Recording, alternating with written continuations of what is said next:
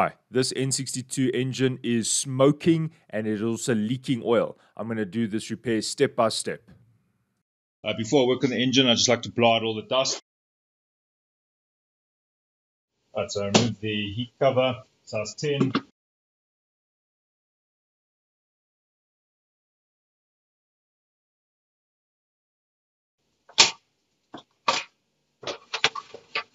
These just come out, there's a little rubber socket there, and just pull out.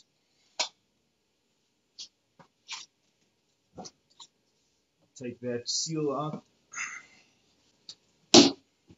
Remove the cabin filters. You just pull up there's a little tab here, just release it and pull out. Right, this is an optional step, but because it's so easy and it makes such a big difference, I'm going to do that. All you do is to lift this bonnet right up so it's out of your eye line, you don't bump your head. You just need to remove this metal clip here so that you can release these shock absorbers to allow the bonnet to go all the way up.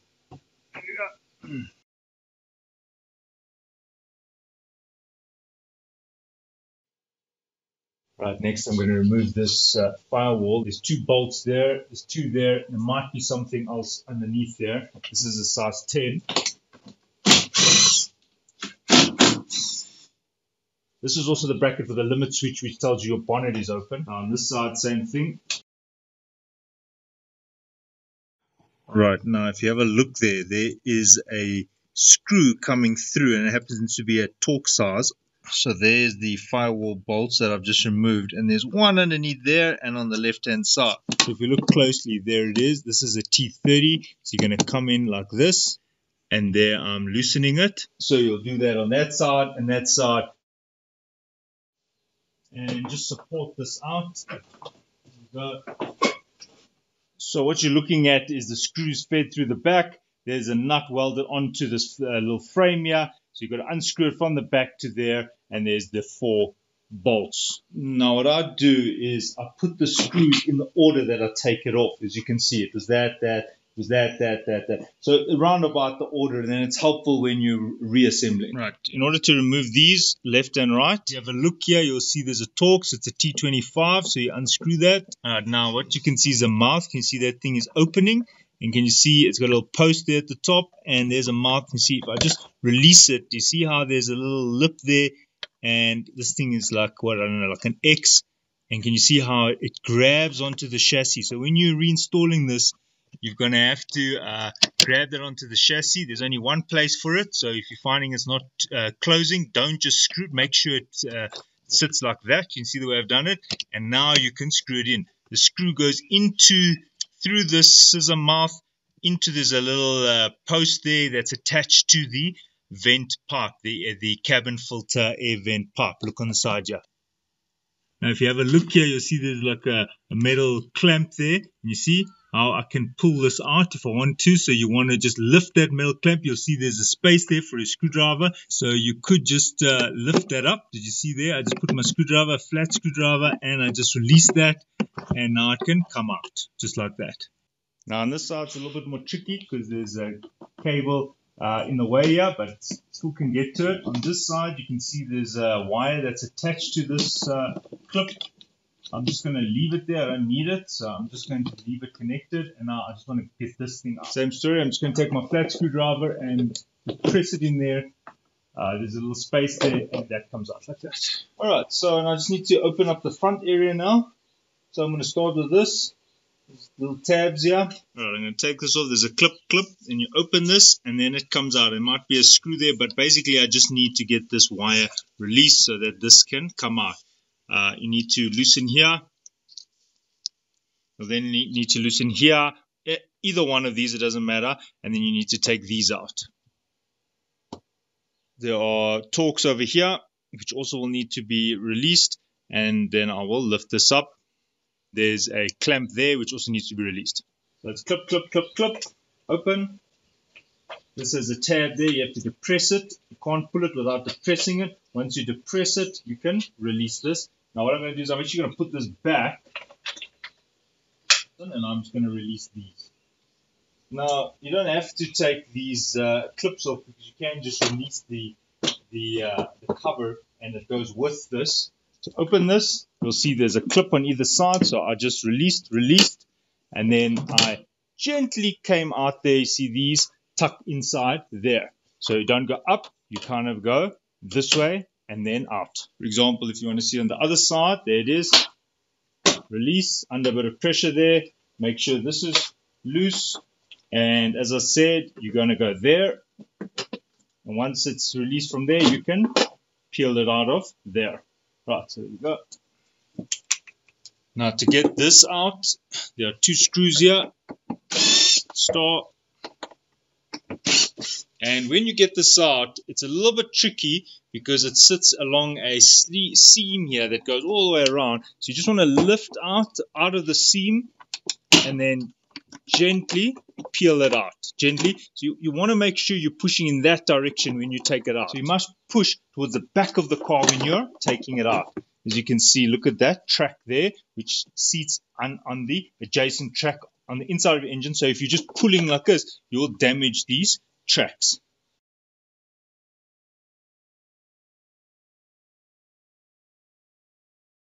We've got these which are T30.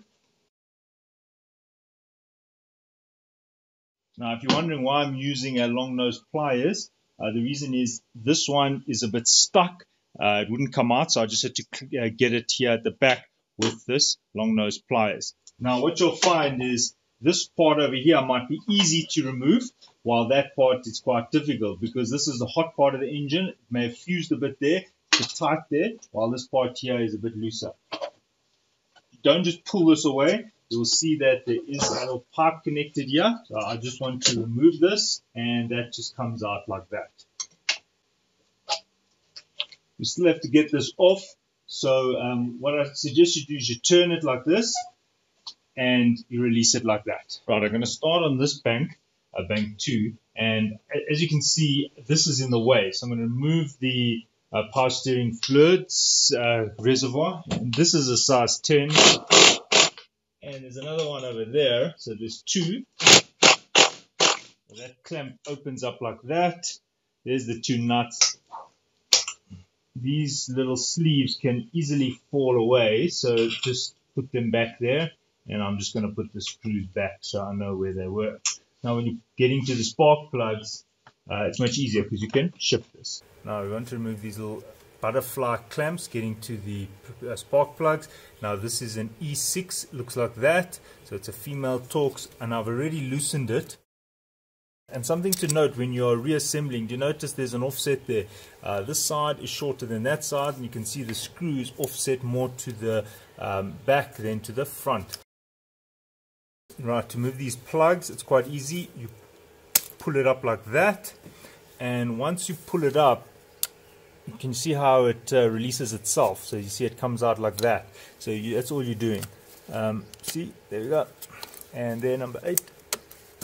Right, now you can effectively just pull that out using the back of the clip. You see, you can actually just turn it and pull it. For example, if I come like that, you see I just gently releasing it, and I'm going to label these, so I'm just loosening them.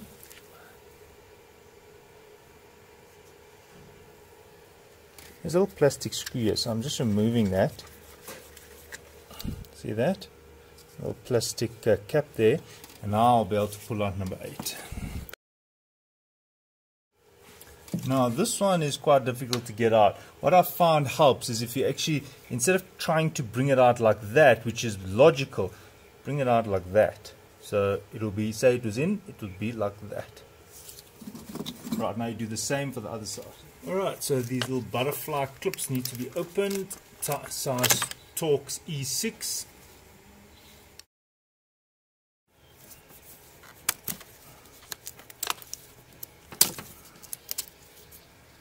Using the back of this, you can gently pull on it like that, loosen them. There's a little capsule here of wires that run at the back. See all these connectors. So what you have to do is you have to remove it. Now they're not screwed in, they're actually just clipped in. So what you just take your hand and just unclip it. So I'm just gonna, there, it's come there. There we go. See there? Now you can release these bolts over here to get this off. Right, there are two wires that need to be removed here, connecting via a T25 Torx.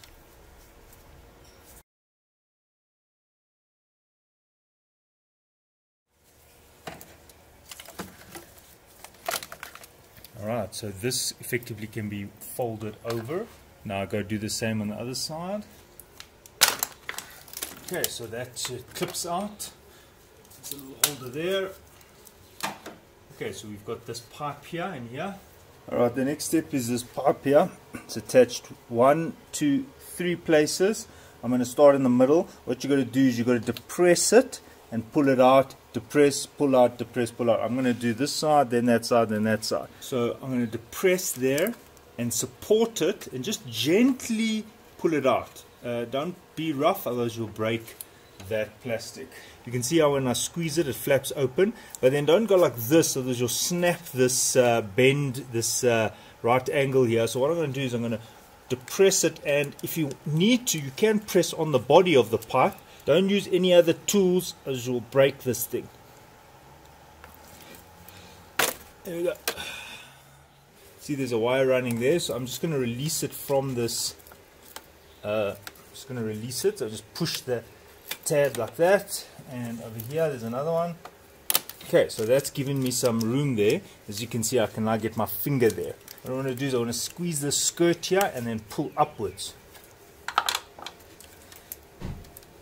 There we go. Now what I want to do is I want to strip everything that's connected to this cover. Okay. I just squeeze these 2 tabs there and I pull out. Alright, so this is in the way. I've just pulled that out, and there's another 4mm at the back here. Now these you only just need to loosen a little bit, because the rest you can do by hand. So as you can see, I'm just doing these by hand now. And that is the size.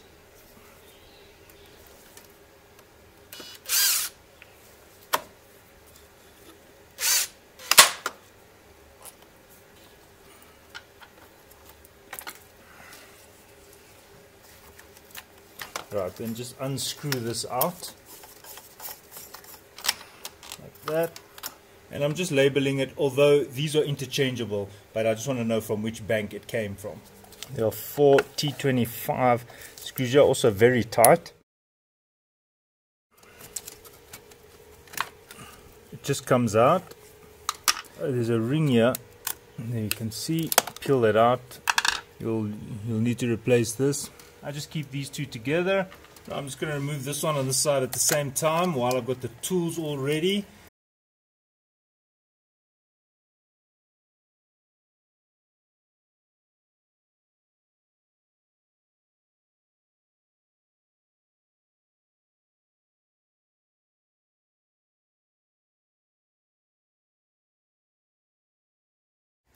Just be careful, this cover does become a bit brittle, and this seal is really wedged in there. So I'm not going to try and get it out now. It is really stuck. I'm just going to leave it there, and when I have the cover off, I will then remove it. If you start wedging the screwdriver, you might snap or tear some of the cover. Alright, I'm still here on bank 1, and I'm going to carry on this side because this side actually looks much easier to work with. So I've got a sensor here which needs to be removed, and I've got a clip here, and there's a clip at the bottom there. Okay, to remove this sensor, and there's 2 of them, one on this bank and one on the other, you need to use the E-Torx, and this is the same size as those butterfly flaps that we're holding in the solenoids.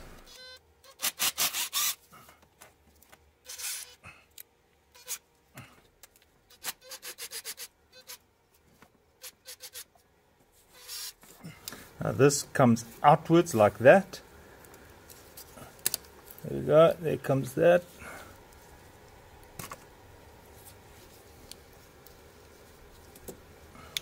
Right, now there are 2 sensors here. 1, 2. You see there's a little lip there, so that's what makes it difficult to get out. Right, so that's one out, and there's one more further down. Now these sensors are also using an E-Torx, and it's an E6. Alright, so there's the E6, and one for the bottom over there. Two sensors there, and you're going to pull out in the line that the sensor is seated at. You can see it's sitting at about 45 degrees. So I'm just going to pull it out, keeping it balanced, and I'm just prying it slightly with the screwdriver, just slightly, but make sure you keep it balanced. If you just pull out like that, you'll snap it.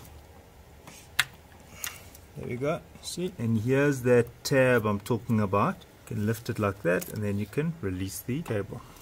Now, as I said, you can use a screwdriver to help you wedge it, but don't be rough with that. So I'm just wedging it a little bit. You don't have to worry about these connectors. Even though they're the same size, you can see the one is longer than the other, the wire. So you know this is for top and this is for bottom. Now, in case you missed it on the other side, we've got two sensors that have to be removed. And there you can see it's coming with the cable attached. So if you're battling, just do what I did. I couldn't get to that flap to release it. Right, so I've moved to the other bank to just remove those same two cables and the sensors. And you don't have to worry, all these screws, whether that one, they're all the same, so it doesn't matter if you mix them up. I put an adapter that bends, you can see there, the one that allows it to rotate at an angle. And there you go, I did use the screwdriver just at the back just to lever it a tiny bit. Alright, so I'm just going to now remove any wires or hoses that are nearby. Right, now this is in the way of where these bolts are, and I'm going to just remove this whole thing here. So there's a size 10 just over there. Remove that, and this whole thing is now loose, as you can see. And on this side there's just this hose here, coolant. There we go. I would actually remove this coolant overflow hose.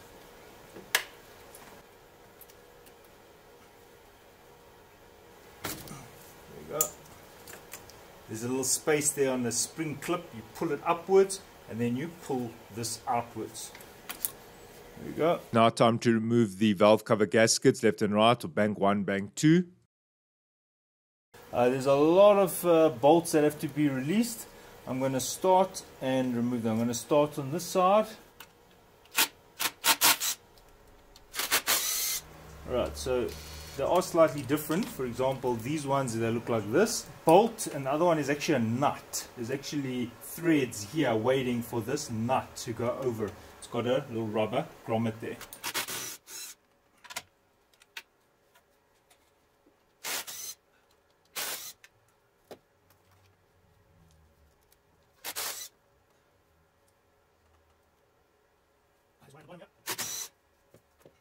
And these nuts at the bottom, if you've got a spanner like this that's got a ratchet built in, it's very helpful. I've removed 8 nuts.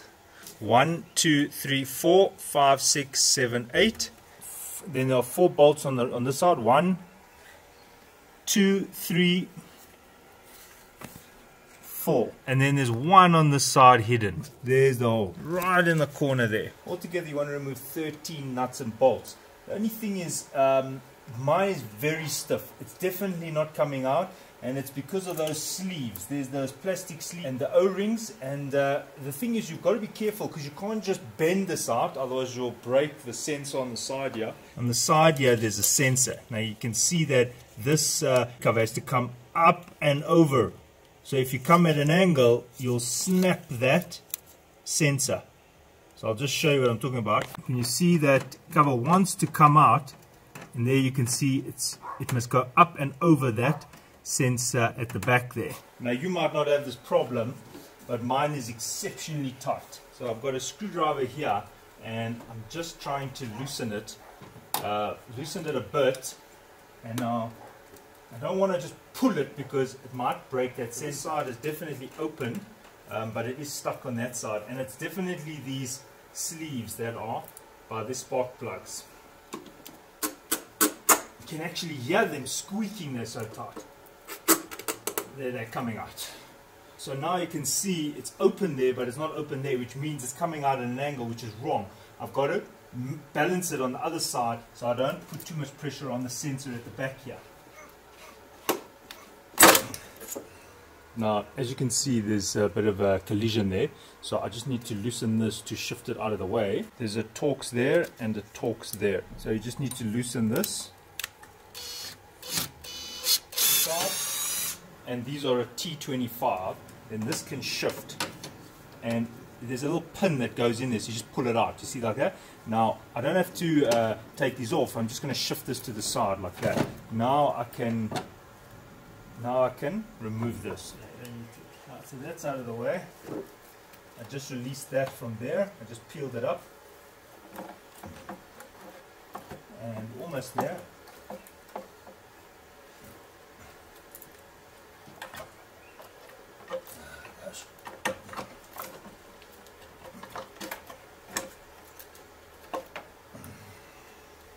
Okay, so there is the cover off, and when I lifted it I heard all the sleeves fall in. There they are, one. Right, 4. This one had fallen right onto the floor. And this guy has a massive oil leak, and now I can see, look at that, look how that oil is just seeping right through there. Look, I mean, look how wet it is. Yeah, so this gasket is totally finished. It's even brittle. Right, the other side.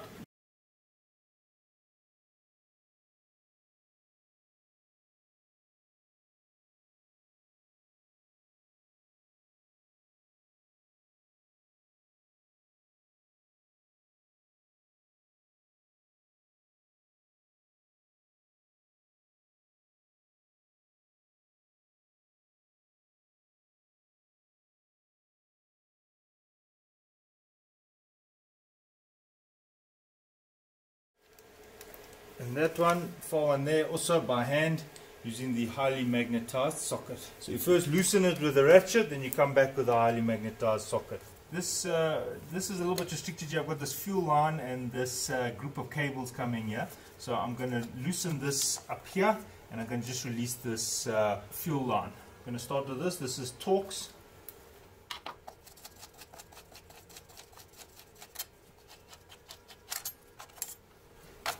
So you can see this is loose now. You can move this harness now. Now I just need the fuel line off. Alright, so you're going to squeeze this in, and when you squeeze this in, you can separate these two pipes. So you have to press that in. If you don't press that in, you can't separate it. Mine is stuck again, so just gently pry it open with a flat screwdriver. You don't want to scratch the surface there. I'm just gently peeling it out. This side is separated by about 1/2 centimeter. Now, don't keep pulling it because you'll damage the sensor at the back. Now you've got to open the back side. And what you can do, you'll see there's these gaps here. See there? You can take a pair of pliers and use it as a grab handle at the back. See? There you go. Alright, so we need to remove this now. This is size 10. It's a size 10. Just putting the nut back there. And there's another line here at the back. I'm just squeezing. Oh, it's very brittle. I just squeeze it together, and that cap popped out, but it is very brittle. As you can see, it just wants to break. Now I've got 1, 2, 3 Torx, E-Torx. This is E8. And one more at the bottom here. Right, there's a bracket, 3 E-Torx size 8. Right, this can now come out. You're pulling that way gently. There we go. And you'll see there's a vein there. Look at that. Notice the orientation of that vein. If you want to, you can remove this pipe. There we go. Just put some correction fluid Tipp-Ex there and there. Obviously I'll remove that when I install it, but I just want to remember the orientation.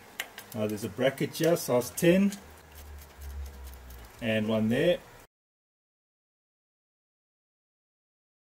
These are the same size, so it doesn't matter which way you put it back. You can see mine's very dirty, so I'm just spraying it with some thinners. Don't drop that clip.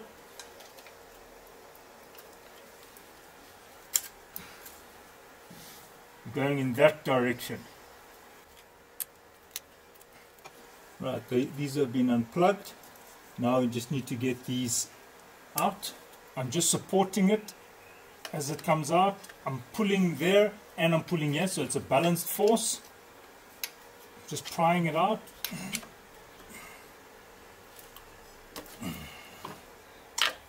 There we go, and there's a seal which you'll need to replace. You don't need to do this, but I like to put things exactly in the same place. I've just labeled that 1 and 1. If you're battling to get this out, you can just twist it a little bit like that. Now, something that's worth noting is there is a lip there. So if you want to, you could have got your screwdriver in there and wedged it on the cover here and gently pressed out while pulling there and there at the same time, so you get a balanced force. You don't want to do that. You don't want to do that. You want to come out like that. And then as it comes out, you can eventually get your screwdriver there. Now, what do you notice? Something is missing. The seal. So I've got to get that seal out. There it is. And obviously this seal needs to be changed. Alright, I just labeled it. Right, now I just need to release these e-torques. There's one.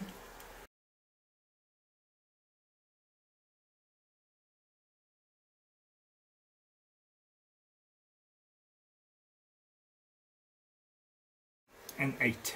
Okay, you'll see that this is clamped onto that with this e-torques, so just remember to put that back over there.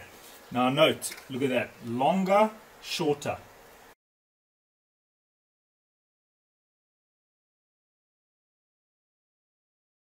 Right, note, all the screws are the same length except for the first and the last. If you have a look, first and last are longer, so longer, longer. Don't forget about that bracket that goes there.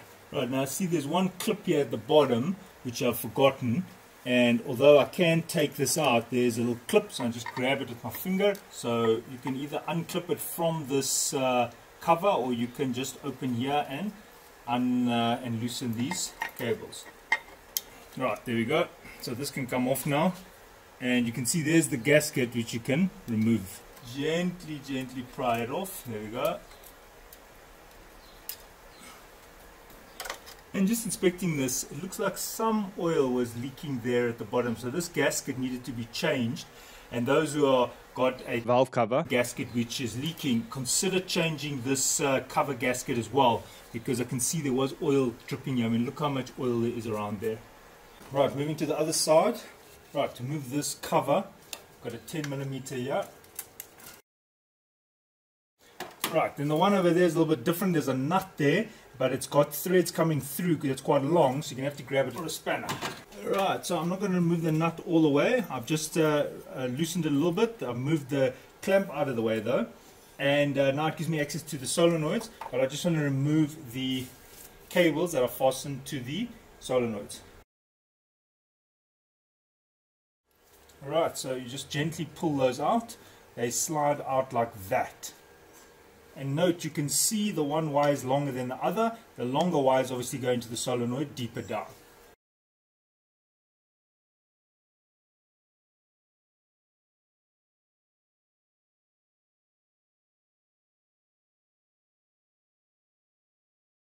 Alright, so this alternator cable I've just released from two little clamps. Right, I've just extended my arm here.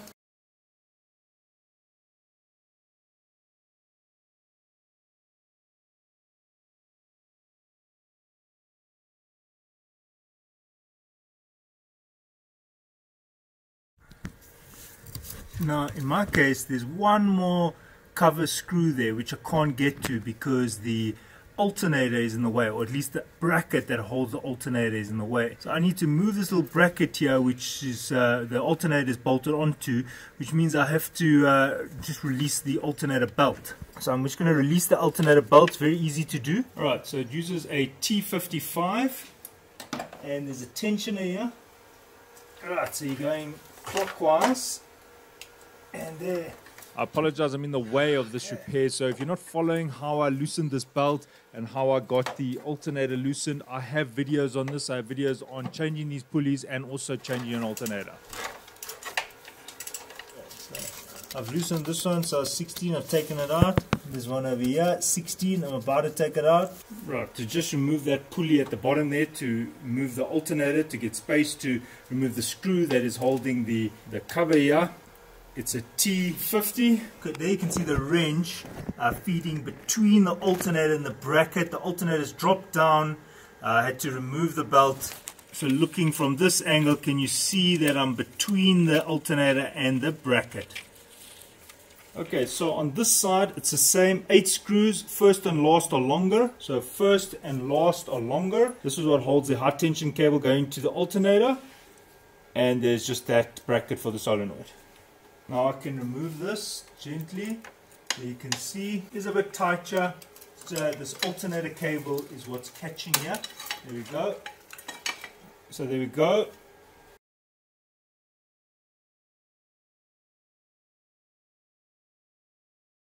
Right, the next step is to move the oil lines 1 and 2. It's a size 13. Right, there's the bolt. And there's little clamps there, along the way. So you've got to just loosen it.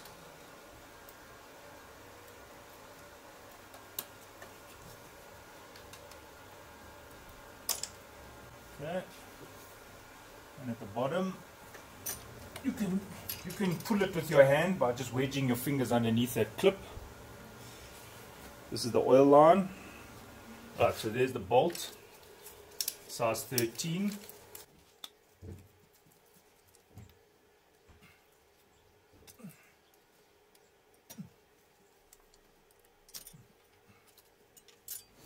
In terms of these oil lines, you'll notice they are not interchangeable because you'll see they're basically a mirror of each other. You can't use this one on that side of the engine and you can't use that one on this side of the engine. They only fit one way. Right, now it is time to take out the camshaft.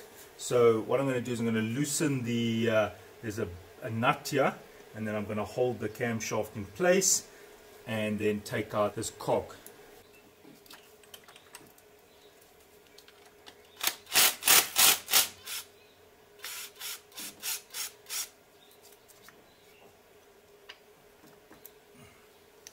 Alright, okay, I've just unscrewed this guide. It's a size 10. Unscrew the guide first before you unscrew the camshaft and that nut, because you're going to need to have some free play here, which I now have. This nut is a size 16, but you might find that your socket set is too fat to get in there. I had to locate a socket that is small enough to get in there, so there's a 16. Right, I fit my shifting spanner here. You don't need to use such a big one, I just can't find my smaller one. And I like to just make some markings to see where I was. So there I just put a mark just out of interest, so when I do take this off and I put it back on and I do the timing, it's nice to see how it all matches up again. I'm going to do the bottom camshaft.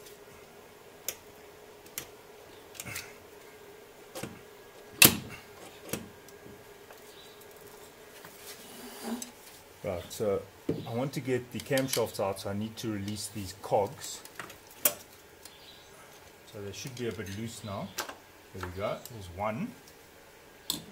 Maybe use a cable tie so that this chain doesn't fall down. Okay, and just note where the cog came off. So this one is the top. Vehicle, there are engravings in terms of which cog goes where, which timing wheel goes where. So if you didn't note it, it's fine. Here's a close-up. You can see IN inlet and EX is exhaust. Right, and I need to get the camshaft out. There's 1, 2, 3, 4, 5, 6, 7, 8, 9, 10 nuts, size 11.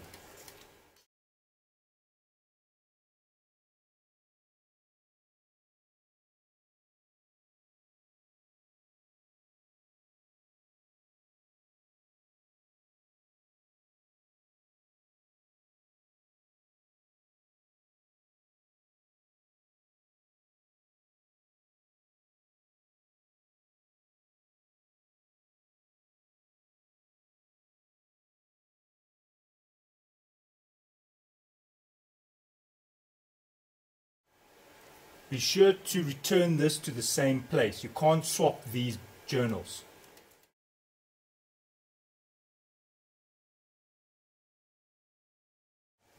So if you have a look, I've written the letter A, and here I've written A. Then I'll be B on this side, and so forth. These do have labels on them. You can see it says LA and LE, and on the right-hand side it'll say RA and RE. One of the reasons why I do my own labels is just in case these got mixed up. Maybe this was a reconditioned engine or a very old engine and somebody mixed them up originally. It's best to put them back where they were. Obviously, unless they were faulty, but they wear slightly differently. So I just go with the way I took it out is the way I put it back in.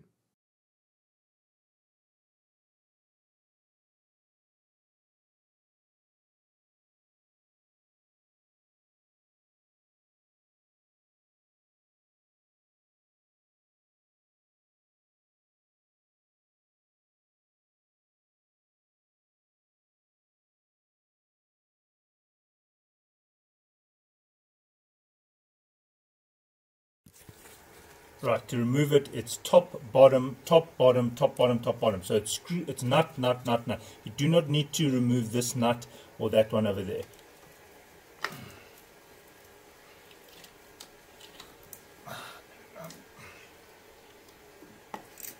Gently, gently.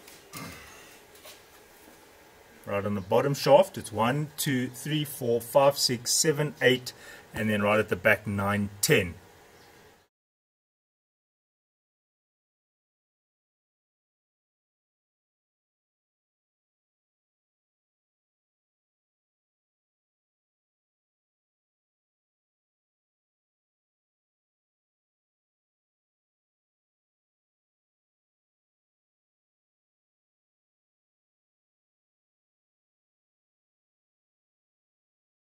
Be very careful, do not let any of these nuts fall in.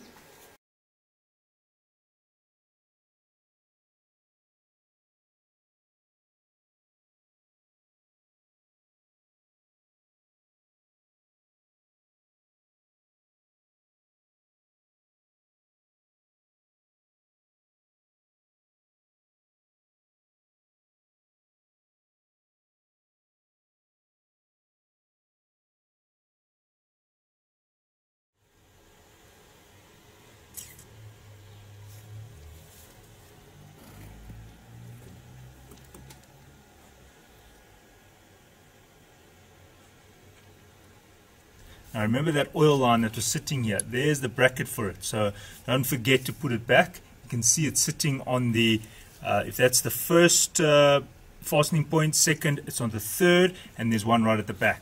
Now very important, I've labeled this one so I can remove it. You can see there it says B, and there on the side it says B.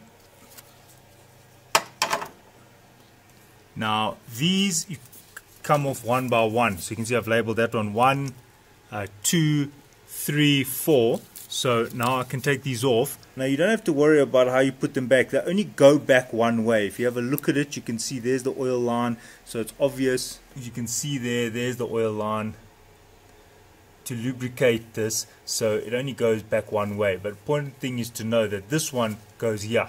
You don't want to mix these up, they wear slightly differently. And you want, right, now I can take out the shaft. Look at that dirt there. I mean, this is the dirt that is built up in here, also from the Valve cover. Right, once you've removed all this, it's time to compress these springs and remove the keepers. Take this out and put the new valve stem seals there. Now, I'm going to explain how to do this using two different methods. So I've actually done this entire side. All 16 of these seals has been changed. Some are more difficult than others, and I'm going to show you how I went about doing this. Right, now I use this tool in order to do the job. So I'm going to show you how to set this tool up, and then I'm going to show you how to change the valve stem seal using this tool. Right, now the first step I would do is to go around and loosen each one of these spark plugs. So there you can see they're actually loose. I've loosened them. And all along here they've loosened. These ones I've actually taken out. But very important is just put some paper, cloth, or some plastic just to block these holes. You don't want anything falling in there. So as you can see, I've blocked out those, and these spark plugs are all loose. And you can actually loosen the other side as well. Now for your reference, this car takes a 16mm spark plug, so you can see this is what it looks like. Now here in the front of the engine I've got a wrench with the number 27 on, and as you can see I'm getting ready to crank the engine. Now when I say crank the engine, you usually do this clockwise. It's not good practice to crank the engine anti-clockwise. Now something you might notice on your car, you'll see there's quite a lot of like sediment. Look at this sediment that is built up over the years, and this is no good. You need to actually clean here. The best practice in my opinion would be to clean now before you change all the seals, and then when you open each one of these you clean around there so that you actually maintain a very clean area. So I'm going to clean now, and you can see, look inside there. I mean, look in there, you can see there's all this debris that has built up over the years. So I'm going to clean it out now. Now you can use different things to clean it out. I'm going to use a toothbrush, I'm going to use a screwdriver, I'm going to use a brush here, and also just my hand and a cloth. Now you don't want anything to fall in there, so I'm just going to block that with a cloth.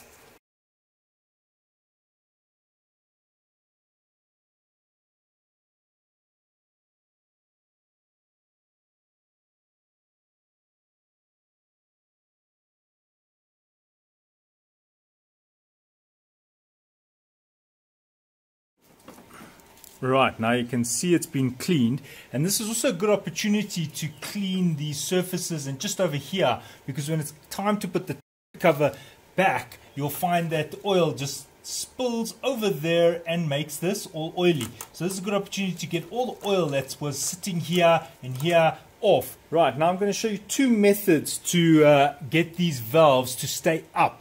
Now why I'm saying that is because you want to push the spring down, the valve must stay up so you can get access to the keepers in order for you to release that spring. So you can do this more than one way, but I'm just going to show you the compressed air method, and then I'm going to show you the rope method. Right, when it comes to changing these seals, I built up this tool as follows.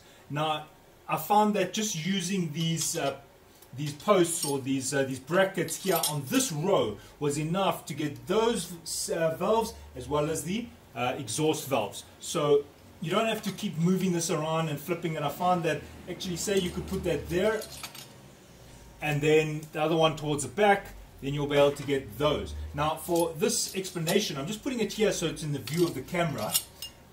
So I'll just be working on that valve. And now what you'll do next is you need to build up this post here. I used a socket, a nut, and then I just found a washer, and then there you go. I just used the original nut that was here for the camshaft. This rod you should actually put in first. You'll find like difficult to get it in. Can you see there? This is a bit annoying. So my advice is try and put this in before you put the bracket, and then there at the back.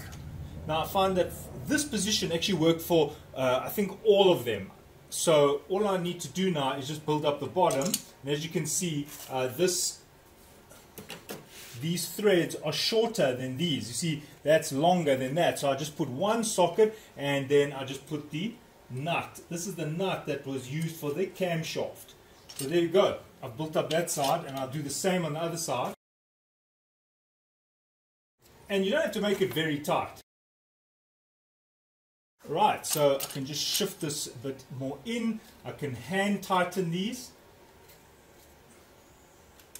What you might find is that at times you might want to shift this up and down, and you can see that the slot is wide here. So you can actually move this bracket up and down. Let's say for example when we get to that valve over there. Using this tool, you can see you've got many options here, and just going from memory, I can see that it looks like this. See how you can slot this pin in here and shift this up and down. Now all I do is I put that there and that over there, and voila. I'm now able to depress that first valve. But wait, before you do that, there's some very important steps you need to know. I'm just showing you how to assemble the tool. So you should be able to see how I can depress that spring. Look at that. So you can see how this rod over there gives me this leverage here to depress that spring. Right, so now you can see how you build this thing. It's very easy. Okay, so now you can see how I can get to these valves. I mean, they're the whole top row actually. There And what you might need to do is shift these along in order to get to the different valves. For example, here, if I want to get to the spark plug, and you'll see why in a second that's important, I need to move this. So I'm just going to move this, and I'm going to show you why that's important, which forms the next step of this process.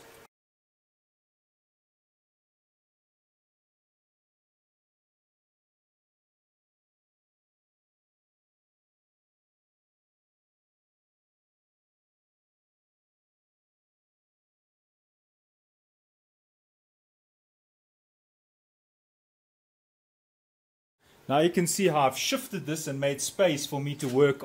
As I said, this rod in this position is actually sufficient for top and bottom valves. So here we go. I just insert that like that, and as you can see, it still does the job even though that has shifted along.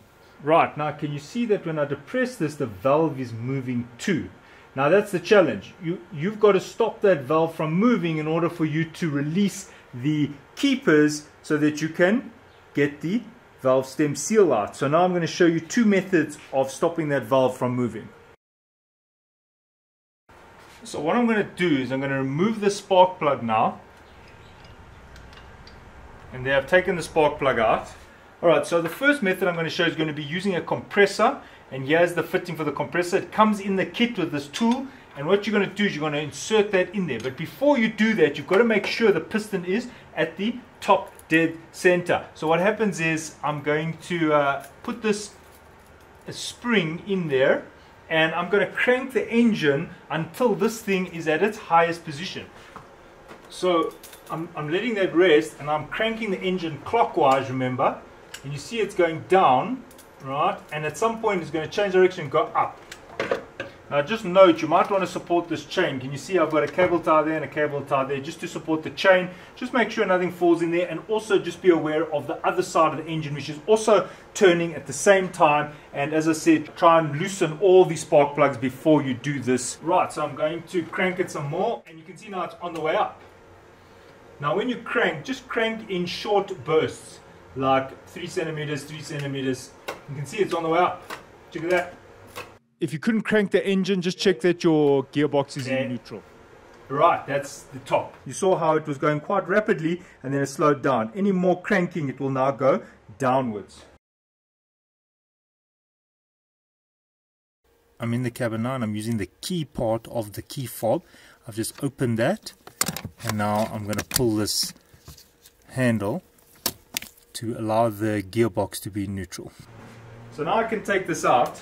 And just for your reference, if you do remove the keepers here and the valve drops, it won't fall into the engine. It will just rest on the piston itself. Right, so now I've got access to that valve, probably that valve as well. But as I said, work on one cylinder at a time. Now, if I depress that, the valve will still go down, and this is where you can choose one of two methods. Now, the first method I'm going to show you is using compressed air.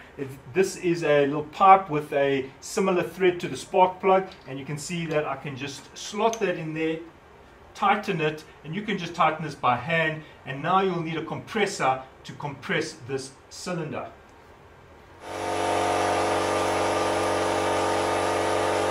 Right, you might hear some air escaping, and what I do like about this method is it also gives you an idea to see how well these valves are sealing. Now, you watch here as I compress this, you see how the valve does not move. Now I can push this down, remove the keepers, remove the spring, and then change the valve stem seal. I'm still going to show you how to do this entire process, but I'm just showing you using the compressed air. Right, some of the challenges with this is obviously this gets in the way, and it's quite difficult when you're on the cylinder right over there. What's that, number 8? It's quite challenging. Alright, so this is the first method. I did use this method for a few of these, but then I changed to the rope method, and I'm going to show you the rope method now. Alright, with the rope method, you want to still put this here, and you want to let that piston go down quite a bit. So I'm going to crank the engine again in the clockwise rotation. And here we go, it's going down. Right, so that's about at the bottom, because any more and it starts coming up again. Now I take this out. Now you can get yourself about 1.5 meter piece of rope. Right, now it's up to you on the thickness you want to use. I find this thin one is perfect. Right, so you're going to take this rope and thread it into the spark plug hole all the way into the chamber. Now if your nylon rope looks like that, what I do is I just take a lighter and just light it a bit, just so that it holds together. And then if you've got strong fingers, but preferably just use a cloth and just go like this, you can see, and now it won't fray as it goes in. Right, now all you want to do is you want to push this inside there all the way, and basically thread it in here until you can't thread it anymore. Now it's time to crank the engine again clockwise, and what's happening is the piston head is going upwards, compressing the rope onto the valves, and then the valves will no longer fall in. They shouldn't even move that much, and I can see it's getting pretty tight. Now don't go crazy here, you don't need to make it very tight. Right, it kind of hits a point and it can't go anymore. Right, now as you can see, as I compress it, look at that, and you see how the valve does not move. Now ideally I recommend, if you've got two people, one person to depress here and one person to grab the keepers. Now what I've done is I've magnetized the screwdriver, a flat screwdriver, and I depress it, and then can you see how the keeper just comes out so easily because of my magnetized screwdriver. Now why I put it back is I just want to show you that if you do not take the other keeper out, it still stays in place. Now don't think that's a shortcut to leaving it half done. It's just the nature of this design. So you need to get the other keeper as well, and sometimes you might want to come from another angle, but anyway, I'm just going to grab it there. Okay, from the back, and there comes the keeper. And can you see how the valve spring is now released? Now I can take that valve spring and the cap there and pull it out, and there is the valve stem seal. When you take out these springs, just check for sediment. You might find inside there, look at that, you see there is little bits of plastic from the old grommets from the cover, which had worn out and actually found its way here. You need to grip that seal out. Now if you can see the type of pliers I'm using, and I grip it from the side and I wiggle it. So I turn and wiggle, turn and wiggle. Then you pull it out and just make sure this area is clean. A little bit later in the video, when I show how to remove probably the most difficult seals, I'll also show in more detail about how to clean it. Now you can put this little protective cap over it so you don't damage the new seal. And just to show you, that's the old one and here's the new one, and I just slot it over there. As you can see, I just push it on, slide it down, pull out the sleeve. So if you look inside there, you'll see some of that rubber is actually torn off, worn out, and sitting on the post, the place where you put this valve stem seal. So if you have a look at a brand new one, okay, it's got a little bit of oil on, but if you have a look, it's even got some ribs to fasten itself. And if you have a look at the worn one, I mean, if you look inside there, those ribs are worn away and it leaves that debris. So that's why you've got to clean it. And just by the way, if you want to look at that clearance, look at the difference between the old seal and the new seal. Okay, just out of interest, I've got a vernier here. And if you look at that mouth, you're 4.955 at the most. It's actually tight. And let's look at the worn one. I mean, just look at that. Just look at that. I mean, that's an extra mil. Look at that. 6, and it's not even tight. I mean, look at that. So that's an extra mil and a bit. Look at that. 6.2, yeah. 6.3 and it's a bit tight. 6.36. Can you believe it? And this is about the thickness of the valve. So if I put this through here, you can see how tight that is. I mean, it barely can get through there. And if I take the worn one, I mean, I can slot it in anyway. Look at that. I mean, it's so loose. Now you can see that this valve, I can't push it in because the rope is pushing up. So now I can put the spring back, just clean the spring, just look if there's any sediment around there. I've already cleaned it, and now you put the spring back. Right, so you can see the cap is on, the spring is there, and now it's time to depress it and put the keepers back. And very important, when you push this on, don't get it stuck on the top of the valve. Can you see that I need to guide it? align it so that it slots through. So this is a little bit tricky because sometimes you'll find you have to play around with this a bit and maybe shift the bracket a bit down. Like in this case, this bracket should be shifted a little bit down. Anyway, I can still put it on in this orientation.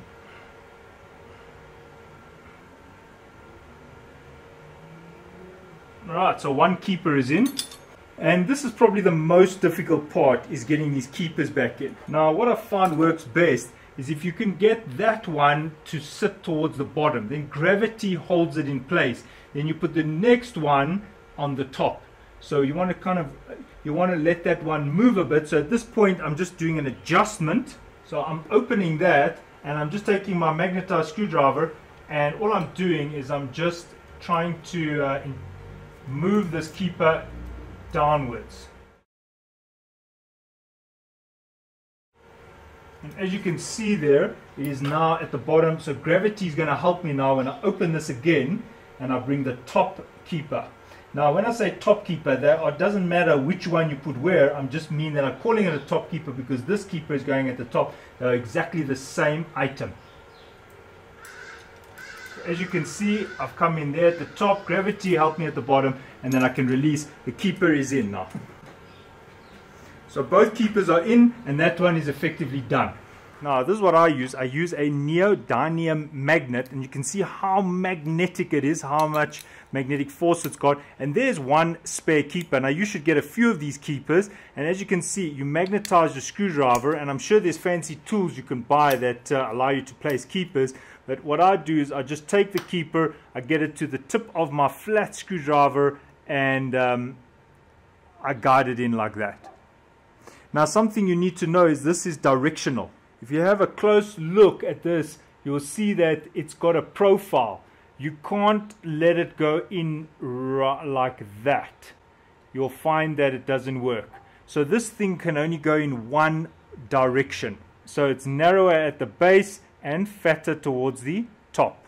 And one of the reasons why I keep a magnet here is as I bring the keeper, you can see I can just let it go there and it stays here. It doesn't get bumped, doesn't fall in the engine. Alright, so you've done that one, then you'll do that one. So then you've done the inlet. Now because you've got the rope in this cylinder, now you can do the exhaust. Right, now say for example you finished the top, and now it's time to come to the bottom. Now what I found on this N62 engine, you don't need to move this tool. All you need to do is change the shape of the handle. Right, so you can see there I've shifted that from there to there. I just removed that pin and put it there, and now I need to line this up for the exhaust, and then you're done. This cylinder is complete, and now you can release the pressure on this rope. You might find this rope is difficult to pull, so what I recommend you do is release the pressure on that rope. So just go like 1/32 of a turn, like just a nudge in the anti-clockwise direction. Now I know you're not supposed to put an engine anti-clockwise, but it's just a nudge, and as you can see how easy this rope comes out. Now you're going to do that for all the cylinders. Right, just don't forget to put the spark plug back. You don't want to ever leave an opening into the engine because something could fall in. So you don't have to do it completely tight now, but just make sure that there's something blocking that hole.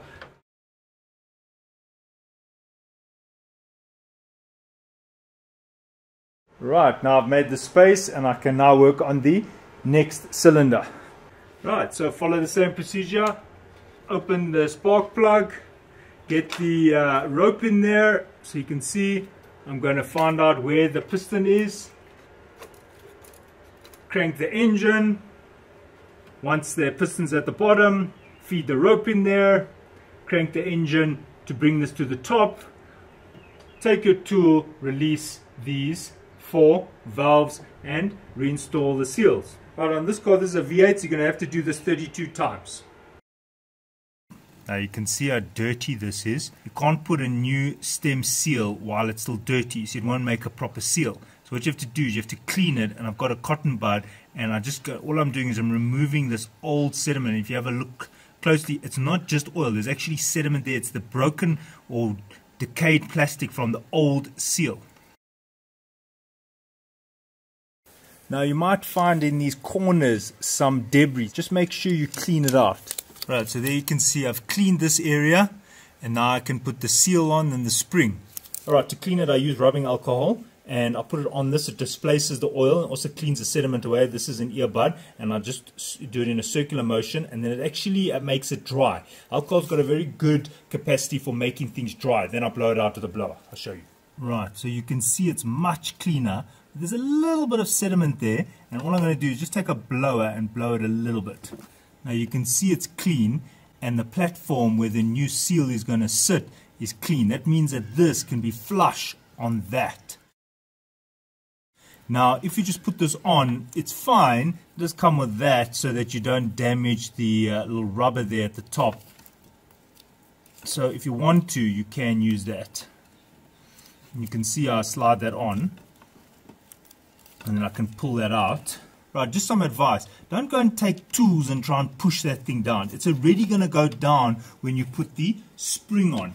So there's the spring, and as you can see, that the minute you depress that spring will then push onto that valve stem seal, which will then mate with that surface. So my advice is don't try and push this thing flush. You see, look what's happening there. It becomes unbalanced, and the last thing you want to do is change the shape of this thing. So just leave it, and what will happen is when you put the spring on, you'll find that it depresses it anyway. So you could just put that there, and then when you depress it and put the keepers on, you'll see that this depresses that all the way in.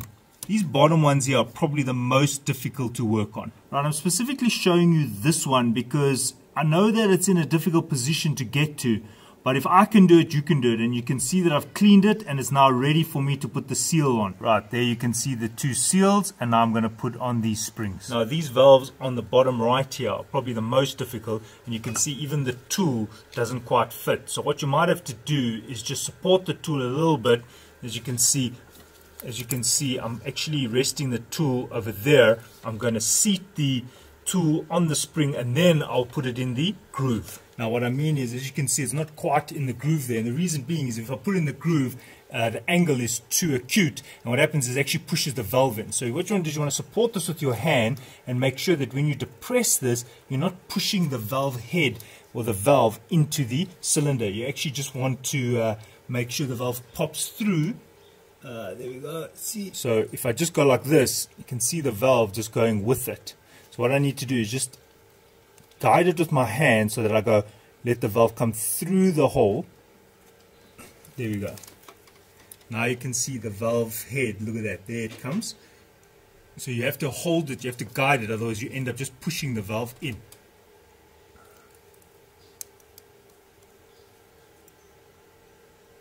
Okay, more. Okay, let go slowly. More. Yes, you won't go round. Okay, open it a little bit. Okay, there. Don't move.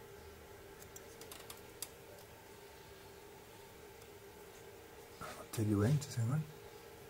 Okay, open. More. Wait, stop. Okay, more. Okay, bit more. Okay, stop. Okay, close slowly. Wait, it's not seating nicely. Okay, open a bit. Flip. Okay, wait, stay there. Okay, close slowly. More.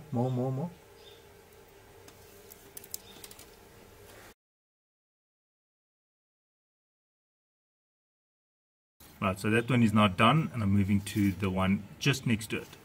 More.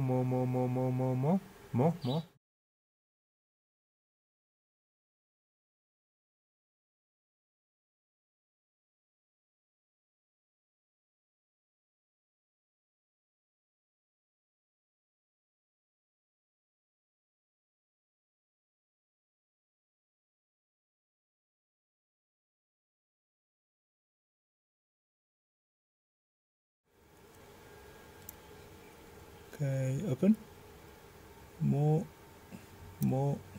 Okay, close slowly. Go.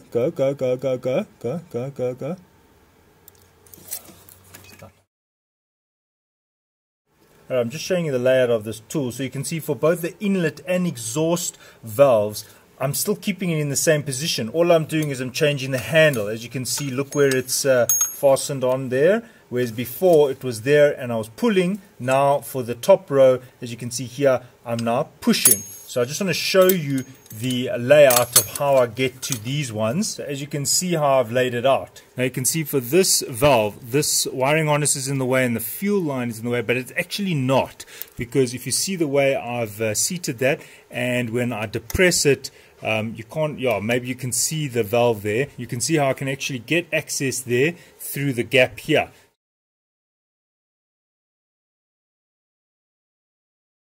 Right, to get to the top right hand one, you can see I've kept everything the same. It's just now I've slotted the tool on this side of the wiring harness, and I can just press on it and release those keepers. Right, if this fuel line is in your way, you can disconnect it. I've already shown that on the video. I just reconnected mine because it was taking a bit of time and some of the fuel was evaporating. So you can just disconnect that. Just remember to depress that in order to remove it.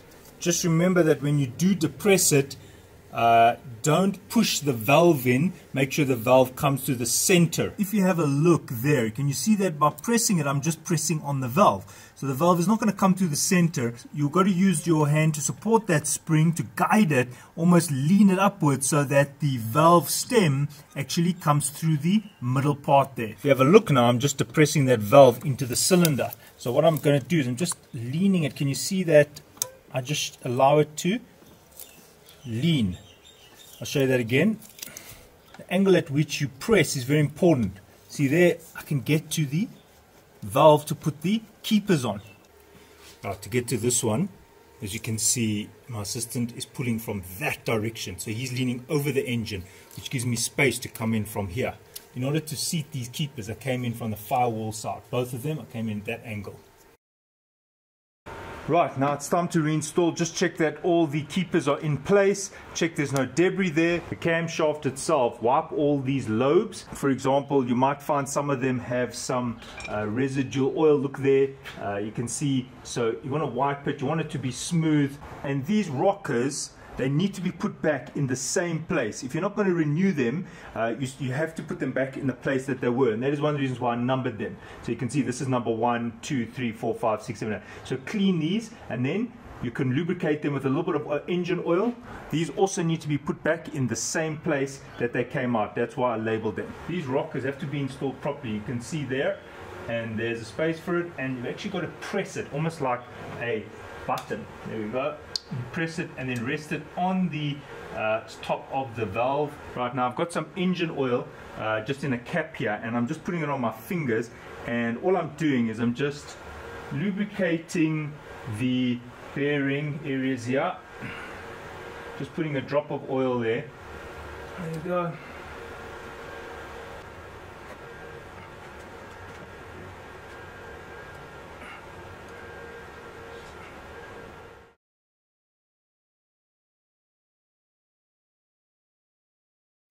Now these rings here, just be very careful. They're delicate and they expand, so they're like expansion rings, and you can see there and there.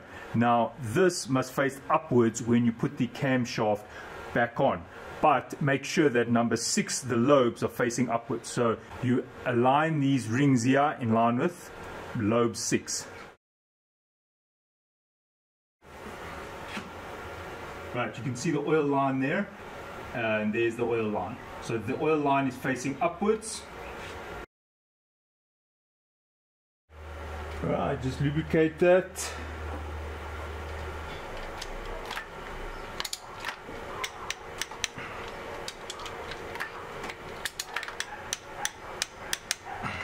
Right, now it's time to install this guide, and you can see there is a gasket here. If you can, renew it. Make sure it's clean.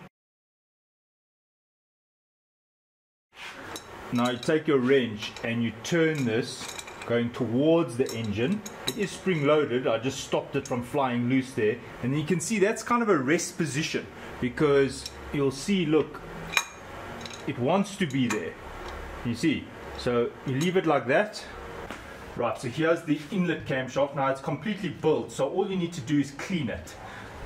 Now if you inspect it, you'll see a lot of sediment here, so if you can just clean it before you put it back in. Alright, so if you turn this while you're cleaning it like I did, then it does come loose, as you can see. Now very careful, don't let the spring scratch any of the surfaces here. So all I do is I take a long nose pliers from the back. There is a special tool to do this, and then you just want to slide that guy in and let the spring rest there.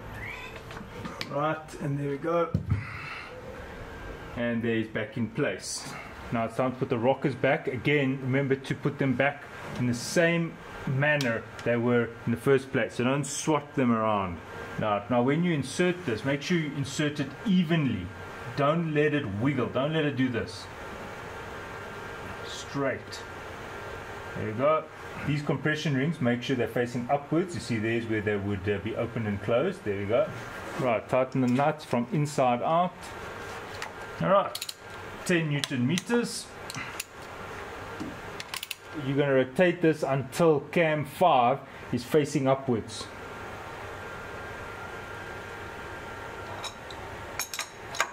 Now I'm going in the rotation of the engine. I don't know if you can see that there's actually markings there. Those markings must be facing upwards. To fit this on, you'll have to depress this tensioner there, so that seats in place. If you're not sure which one goes where, I did label mine, but it's also got a imprint here. It says in, probably for inlet, and then here X, probably for exhaust. Right, now these are not tight, because now it's time to do the timing. Okay, in order to do the timing, you're going to need this special tool. This is the one I got. It's probably a generic. You can get this little leaflet online. I think Laser is probably the original manufacturer, and there's a brief explanation on how to use the tool. You can use the TIS manual, which is what I'm going to follow. Alright, so you need to get the first cylinder at top dead center. That's why I've got the spring there, and when it gets to the top, I know that I'm at top dead center. Now on this side, make sure those nuts are loose, so these can actually turn without turning the camshaft. Now you want to crank the engine until you reach top dead center. Right, I'm here at cylinder 1. Can you see that this cam is actually facing down, and this one here is facing up? So it's up and down, and the piston is at top dead center. If yours is not like this, crank your engine until it's like this. Now what you'll see is a notch here and a hole there. Right, you take that pin tool and you wedge it like this. You can see that this pin goes through there and stops this pulley from moving. On cylinder 5, you can see the cam is facing, it's kind of like 45 degrees upwards, and there the exhaust is also facing upwards but going more in the tire direction. Right, now you can see there is even a marking there, and this cam should be facing up. It's a little bit too vertical, so I'm just going to turn this a little bit. Yeah, there we go.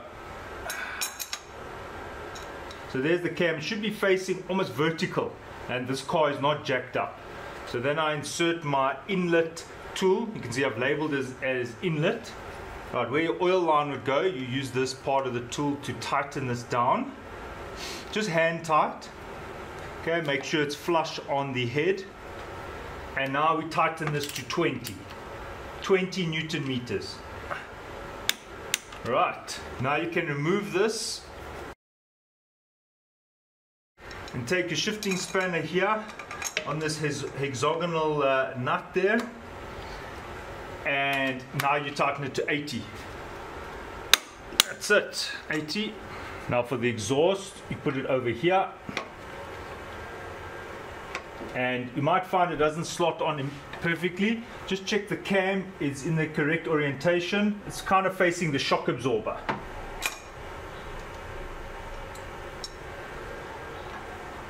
There we go.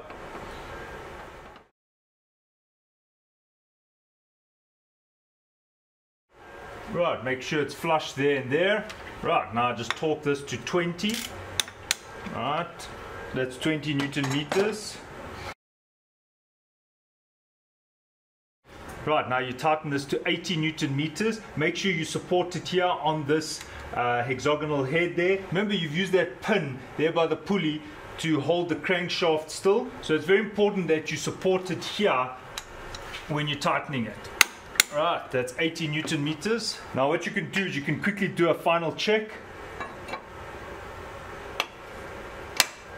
You can see there, it's flush. Exhaust. You can see there, it's flush. And on the right hand side, which I haven't opened yet, you can see there, it's flush. Look at that. And the exhaust. Also flush, you've got 0.5 millimeter tolerance, so if it's leaning a little bit up by 0.5 millimeter, it's fine. Don't forget to pull out the pin, and now you can close up. Right, so this video has gotten too long, so I'm just going to quickly close off here. When you put your valve cover on, just remember to put some RTV or a gasket maker here on these edges, there where the bend is there, and actually where the join is. I'll show you now there. So you want to put the gasket maker there, and then there. All right, so you put that on. The torques are 10 Newton meters, and if you go online, you can actually find all of this in the tiz.info, and then just put your car there. You could also find the torque settings for some of the screws and nuts. All right, so thanks for watching, and cheers.